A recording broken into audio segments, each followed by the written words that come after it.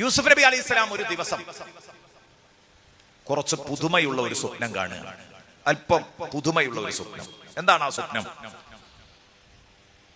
യൂസുഫ് അലൈഹിസ്സലാം ഒരു കസേരയിൽ ഇങ്ങനെ ഇരിക്കുന്നു. ഉന്നത സ്ഥാനം വരിച്ച്, ഒരു വലിയ സ്ഥാനം ലഭിച്ച്, ഉന്നത സ്ഥാനം നേടി ഒരു പീഠത്തിൽ ഇങ്ങനെ ഇരിക്കുന്നു. യൂസുഫ് നബി അലൈഹിസ്സലാമിന്റെ മുമ്പിൽ വാപ്പയും ഉമ്മയും 11 സഹോദരങ്ങളും സുജൂദ് ചെയ്യുന്നതിന്റെ പ്രതീകമായിട്ട് ബഹുമാനപ്പെട്ട യൂസുഫ് നബി അലൈഹിസ്സലാം കാണുന്നത്, ഈ കസേരയിൽ യൂസുഫ് നബി അലൈഹിസ്സലാം ഈ പീഠത്തിൽ ഇങ്ങനെ ഇരിക്കുമ്പം സൂര്യനും ചന്ദ്രനും 11 നക്ഷത്രങ്ങളും, സൂര്യനും ചന്ദ്രനും 11 നക്ഷത്രങ്ങളും, നക്ഷത്രങ്ങളെല്ലാം കൂടെ അല്ല 11 ബഹുമാനപ്പെട്ടവർക്ക് വേണ്ടി സുജൂദ് ചെയ്യുന്നു, അവരെ ആദരിക്കുന്നു, ബഹുമാനിക്കുന്നു. ഈ ഒരു രംഗാണ് കണ്ടത്. എന്തൊക്കെയാ കണ്ടത്? സൂര്യൻ, ചന്ദ്രൻ, 11 നക്ഷത്രങ്ങൾ. ഈ വിഷയം വാപ്പനോട് വന്ന് പറഞ്ഞു. ഞാൻ ഇങ്ങനെ ഒരു സ്വപ്നം കണ്ടു എന്ന് വാപ്പനോട് പറയണം. അതാണ് ഞാൻ അടുത്ത ഘട്ടം. കഥയുടെ തുടക്കം അവിടെ നിന്നാണ്. അത് ഇനി നമുക്ക് പറയാം. ഇത് ഖാല യൂസുഫു ലിഅബീഹി, യൂസുഫ് നബി അലൈഹിസ്സലാം തന്റെ പൊന്നുപ്പയോട് പറഞ്ഞ സമയമാണത്. ഞാൻ നിങ്ങൾക്ക് മനോഹരമായൊരു കഥ പറഞ്ഞു തരുന്നു. ഏതാണ് ആ സന്ദർഭം? യൂസുഫ് നബി അലൈഹിസ്സലാം സ്വന്തം ഉപ്പയോട് പറഞ്ഞ സന്ദർഭം നബിയെ തങ്ങളൊന്ന് ഓർക്കുക. ഇത് ഖാല യൂസുഫു ലിഅബീഹി ഇന്നി യാ അബതി, എന്റെ പൊന്നുപ്പ, ഇന്നി റഅയ്തു അഹദ അശറ കൗകബൻ, ഞാൻ 11 നക്ഷത്രങ്ങളെയും വശംസ വൽ ഖമറ, സൂര്യനെയും ചന്ദ്രനെയും റഅയ്തുഹും ലീ സാജിദീൻ, എനിക്ക് വേണ്ടി സുജൂദ് ചെയ്യുന്നത് കണ്ടു ഉപ്പാ. 11 നക്ഷത്രങ്ങളും സൂര്യനും ചന്ദ്രനും എനിക്ക് വേണ്ടി സുജൂദ് ചെയ്യുന്നത് ഞാൻ കണ്ടു. 11 നക്ഷത്രങ്ങളെ കണ്ടത് ആദ്യം പറഞ്ഞത്, സൂര്യനും ചന്ദ്രനും പറഞ്ഞിട്ടില്ല. കാരണം ഒക്കെ അള്ളാഹുവിന്റെ ഒരു തീരുമാനമാണ്. അങ്ങനെ തന്നെ ആ നാവിനെ ശരിക്കും നിയന്ത്രിച്ച് പിടിച്ചിട്ടുണ്ട്. കാരണം ഈ സൂര്യനും ചന്ദ്രനും എന്ന് പറയുന്നത് വാപ്പി ഉമ്മയാണ്. അപ്പൊ അവർ വേക്കുന്നോട്ടെ. സംഗതി ഇവര് വാപ്പനെക്കാളും ഉമ്മനെക്കാളും ഒക്കെ അയലാ ദർജയിലേക്ക് ഉയരാൻ പോവുകയാണ്. അതാണ് സ്വപ്നത്തിന്റെ വ്യാഖ്യാനം. പക്ഷേ ഒരു അദബുണ്ടല്ലോ. അതുകൊണ്ട് ആദ്യം 11 നക്ഷത്രങ്ങളെ കണ്ടു, സൂര്യനെ കണ്ടു, ചന്ദ്രനെ കണ്ടു, അവരൊക്കെ എനിക്ക് സുജൂദ് ചെയ്യുന്നത് കണ്ടു. ഇത് പറഞ്ഞപ്പോ വാപ്പ കൊടുത്തൊരു ഉപദേശം.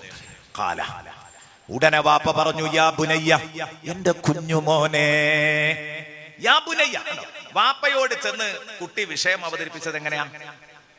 എന്റെ പൊന്നുപ്പാ,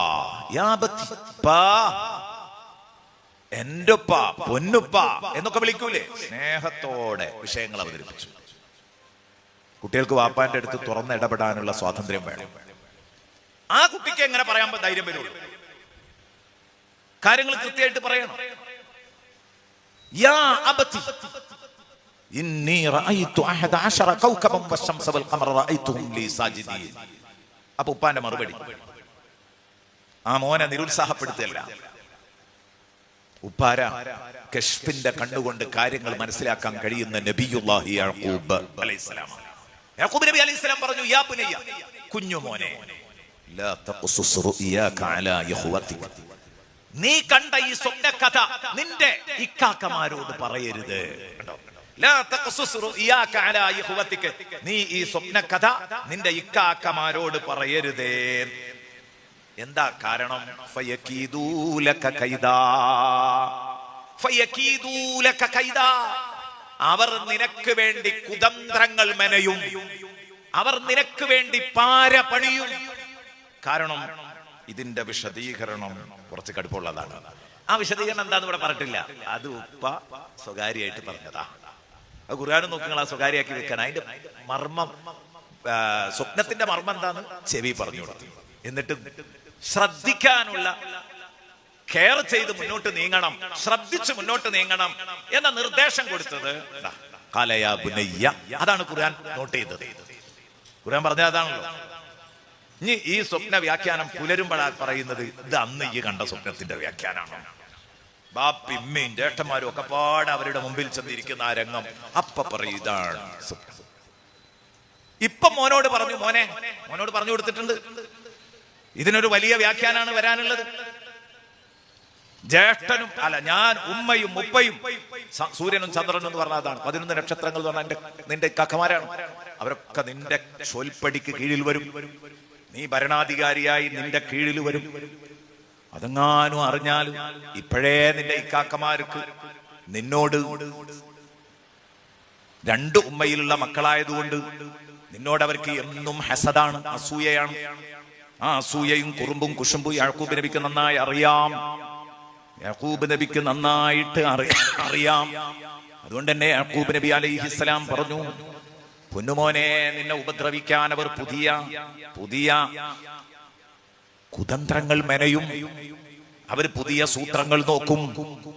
അല്ലെങ്കിലും നിന്നോടും നിന്റെ അനുജനോടും അവർക്ക് വെറുപ്പാ. 11-ൽപ്പെട്ട ബിനിയാമീൻ സത്യത്തിൽ ഇപ്പുറത്താണ്. ഇവരുടെ ഈ കുറുമ്പിലും കുശുമ്പിലും അവര് ബഹുമാനപ്പെട്ട യൂസുഫ് നബി അലൈഹി സ്വലാമിന്റെ അനുജനാണ്. എന്നിട്ട് പറഞ്ഞു, അതുകൊണ്ട് നിങ്ങളോട് രണ്ടാളോടും അവർക്കുള്ള വെറുപ്പ് മനസ്സിലായതാണ്. അതോടൊപ്പം അല്ലാഹു നിനക്ക് വലിയ മഖാമ് തരാൻ പോകുന്നു. അത് പറഞ്ഞു. നോക്ക് നിങ്ങൾ ഇനി പറയുന്നത്, വകദാലിക യജ്തബീക റബ്ബുക വയുഅല്ലിമുക മിൻ തഅ്വീലിൽ അഹാദീസ് വയുതിമ്മു നിഅമതഹു അലൈക വഅലാ ആലി യഅഖൂബ കമാ അതമ്മഹ അലാ അബവൈക മിൻ ഖബ്ലു ഇബ്രാഹീമ വഇസ്ഹാഖ് ഇന്ന റബ്ബക അലീമുൻ ഹകീം. ഞാൻ അതിലേക്ക് വരാം. അതിനു മുമ്പ് ഇതൊന്ന് പൂർത്തിയാക്കാം. ഇവിടെ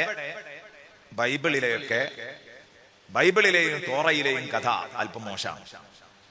ഇത് പറയുന്നിടത്ത് പറയുന്നത് എന്താന്ന് ചോദിച്ചാല്, ഉടനെ യാക്കൂബ് നബി ഉപ്പ മോനോട് പറഞ്ഞടാ, നീ ഇപ്പൊ എന്നെ സുജൂദിപ്പിക്കാൻ നോക്കുക, ഉമ്മാനെ സുജൂദിപ്പിക്കാൻ നോക്കുക, ഈ ആളാവാൻ വന്നതാണോ എന്ന് ചോദിക്കുന്നുണ്ട്. അത് നബിയുല്ലാഹി യാക്കൂബ് നബി ചോദിക്കൂല. അള്ളാഹുവിന്റെ തീരുമാനങ്ങളെ മറികടന്നുകൊണ്ടുള്ള ഒരു ചോദ്യം ചോദിക്കാൻ പാടില്ല. ഖുർആൻ പറഞ്ഞതാണ് ശരിയെന്ന് ബോധ്യപ്പെടും. അങ്ങനെയല്ലേ ഒരു നബിയായ പ്രവാചകനായ വാപ്പയിൽ നിന്ന് വരുള്ളൂ. അല്ലാതെ തന്റെ മകൻ തന്നേക്കാൾ ഉഷാറാകുന്നതിന് ഏതെങ്കിലും വാപ്പാക്ക് എതിർപ്പുണ്ടാവോ? ഉണ്ടാവില്ല. അയാൾ വാപ്പയാവൂല. അങ്ങനെ ഉണ്ടെങ്കിൽ ഏത് വാപ്പയും ആഗ്രഹിക്കുക, എത്ര വലിയ അല്ലാമയാണെങ്കിലും ആലിമുൽ അല്ലാമയാണെങ്കിലും മന്ത്രിയാണ്, പ്രധാനമന്ത്രിയാണ്, എന്റെ മോൻ എന്നേക്കാൾ ഉഷാറാകണം എന്ന് ആഗ്രഹിക്കുക. അന്തുള്ള വാപ്പാരൊക്കെ. അപ്പൊ അതുകൊണ്ട് അങ്ങനെ ഒരു എതിർപ്പുണ്ടാവില്ല. സത്യത്തിൽ ഇതാണ് അവിടെ നടന്നത്, ഖുർആൻ പറഞ്ഞത്. അതുകൊണ്ടാണ് നഹ്നു നഖുസ്സു അലൈക അഹ്സനൽ ഖസസ്. ഖുർആൻ പറഞ്ഞ അത്ര ഭംഗിയായി വേറെ ആരും ഈ കഥ പറഞ്ഞിട്ടില്ല. അതിൽപ്പെട്ട ഒന്നാണ്.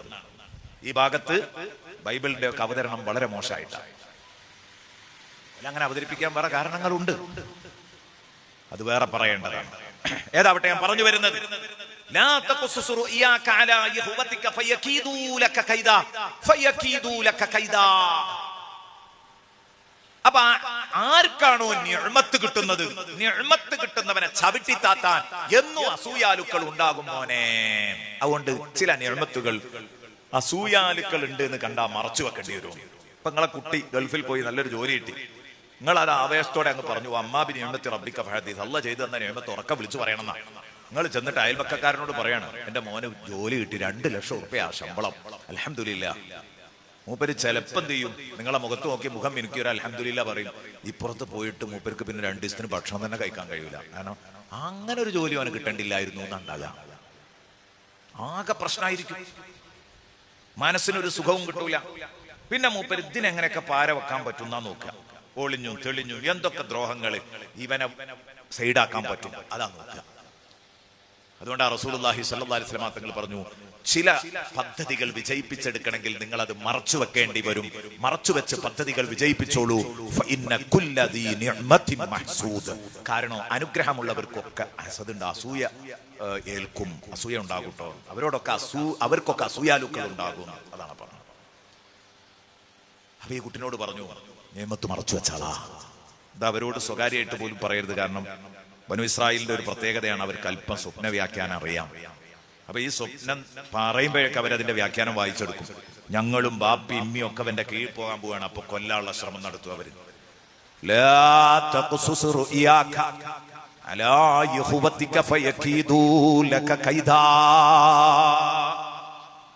ഇന്ന ശൈത്താന ലിൽ ഇൻസാനി അദുവ്വും മുബീൻ.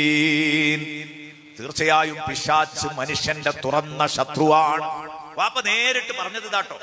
വാപ്പാക്ക് അറിയാം ഇക്കാക്കമാർക്ക് ഇവരോടുള്ള വെറുപ്പ് അസൂയൊക്കെ. ഉറുമ്പും കുശുമ്പോ ഒക്കെ അറിയാം എന്ന് വെച്ച് നിന്റെ കാക്കമാർക്ക് നിന്നോട് വെറുപ്പാണെന്ന് പച്ചയിലാണ് പറഞ്ഞിട്ടില്ല.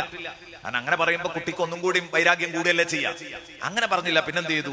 ഈ നിഅ്മത്തുകൾ വരുന്നവരെ ഒതുക്കാൻ വേണ്ടി മറ്റുള്ളവർ ശ്രമിക്കും. സ്വപ്ന വ്യാഖ്യാനം അറിയുന്ന കാക്കമാരായതുകൊണ്ട്. കാരണം പിശാച് എപ്പോഴും മനുഷ്യന്റെ ഒപ്പം കൂടി ആ മനുഷ്യൻ അങ്ങനെ പേപ്പിച്ചുകൊണ്ടിരിക്കും. അപ്പൊ പറയണ്ട, ഇന്ന ശൈത്താന ലിൽ ഇൻസാനി അദുവ്വുൻ മുബീൻ. പിശാച് ഒളിഞ്ഞ ശത്രുവല്ല, തുറന്ന ശത്രുവാണ്. തുറന്ന ശത്രുവിന്റെ അപകടത്തിൽ നിന്ന് രക്ഷപ്പെടാത്തവൻ മണ്ഡനാണ്.